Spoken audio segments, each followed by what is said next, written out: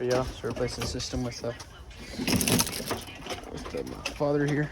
But gonna go ahead and take care of that. Just moving a couple of silver on. But let's get that started. I'll show you systems in a bit. Replacing this outdoor unit. Not that one. This one. And taking care of that. Let's get that done. Alright. Get the indoor unit shut up. It's good. Everything. Alright, so we got the PIN panels. We're just gonna go ahead, seal around them, make sure they're sealed, and get this job done. Well, basically already done. Got the units registered with the homeowner. We're gonna go ahead, finish up our vacuum, do our startup, and make sure it runs good. And change the thermostat.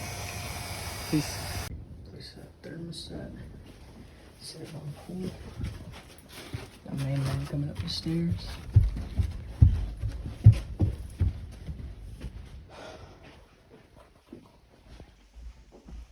It's working good.